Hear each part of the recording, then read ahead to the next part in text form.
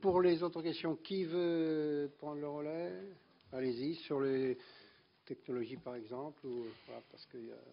Bon, un premier point, je ne parle pas au nom de l'ensemble de la filière, je parle en mon nom, EDF Énergie Nouvelle. Nous sommes favorables, nous, à un quota. Je pense que c'est la seule manière. Il faut que le quota ne soit pas trop faible, évidemment, il faut bien le caler, mais c'est la seule manière de réguler ce marché. Nous sommes aussi favorables à ce qu'il y ait une évolution des tarifs en fonction de l'évolution du coût de revient des installations. Comme disait M. Clément, effectivement, il y a une mercuriale du prix des panneaux. On peut faire cet index. Mais je pense que si on ne met pas un quota, on n'arrivera pas à la spéculation. Il faut un quota. Ensuite, diverses questions. Le problème du recyclage des panneaux en fin de vie, notamment pour le cadmium. C'est une des raisons d'ailleurs pour laquelle nous avons choisi First Solar. Ce n'est pas la seule, mais c'est une des raisons. First Solar est le seul industriel au monde qui assure 100% de recyclage sur tous ses panneaux à tout moment. Et il met de côté, chaque fois qu'il vend un panneau, il met de côté de l'argent dans une compagnie d'assurance pour être indépendant d'une faillite éventuelle de First Solar. Il met de l'argent de côté pour pouvoir assurer ce recyclage si par hasard First Solar un jour était défaillant. D'accord? Et dans l'usine que nous allons faire à Bordeaux, puisque nous allons construire ensemble avec First Solar une usine à Bordeaux, le recyclage de tous les panneaux fabriqués sera assuré dans l'usine. Il y a une entité de recyclage et on recycle 96% des matières. Il reste un petit chouïa à la fin, mais 96%. Actuellement, pour tous les panneaux au silicium, les autres panneaux, il n'y a aucun recyclage assuré aujourd'hui.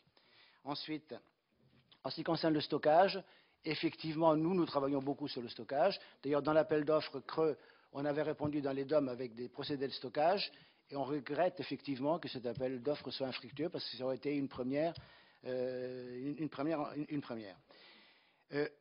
Pour le risque spéculatif, vous avez parlé du risque spéculatif, il est évident que c'est un marché spéculatif et c'est normal qu'il soit spéculatif parce que c'est tellement facile, c'est tellement peu cher de faire une demande d'autorisation que les gens font du papier, ils s'assurent des tarifs et puis ils le revendent. Hein. Bon, alors, je pense qu'il y a deux choses qu'il faudrait faire, mais ce n'est pas forcément simple. D'abord, c'est d'instaurer un contenu CO2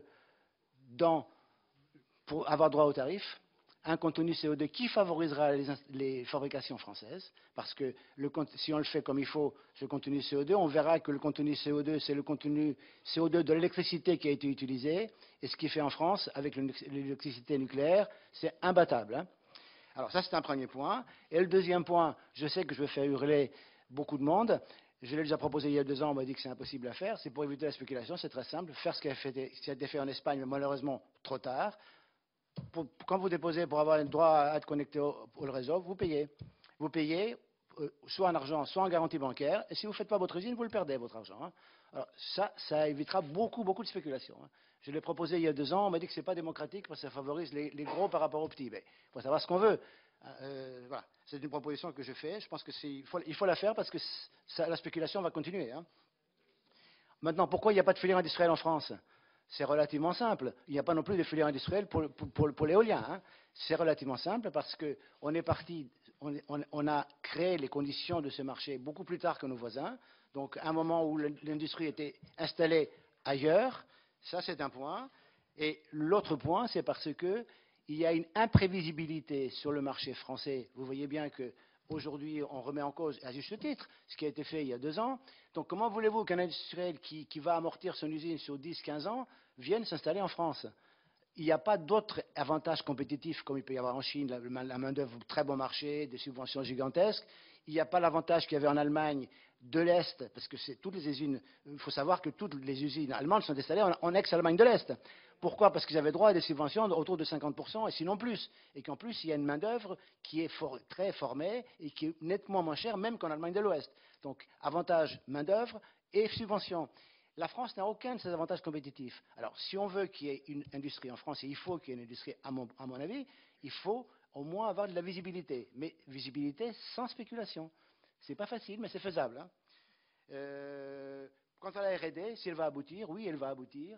Et la R&D qui est faite au CEA sur le silicium va aboutir. Elle est déjà très avancée. Ils ont obtenu des résultats aussi bons que les Japonais. Ce que les Japonais ont fait en 10 ans et ils les ont fait en 1 an.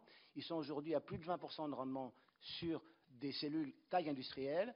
Et on est vraiment certain, bien qu'on n'est jamais certain en R&D, qu'on est, disons, raisonnablement optimiste, et nous et le CEA, que dans les 3 ans, on aura une technologie française à très haut rendement, donc bas prix, fabriquée en France, moins cher que les Chinois en Chine. Alors maintenant, où en seront les Chinois à la même date? Ça, c'est un mystère. Hein. Mais en tous les cas, cette technologie, aujourd'hui, on est très en avant sur les Chinois. Également, Merci, on a... Président. Bon, j'arrête. Voilà, parce que nos collègues vont partir. Je rappelle aux collègues de la Commission des affaires économiques, 21h30, sur la PPL marchand de sommeil. Excusez-moi, je suis obligé de passer la parole à tout le monde.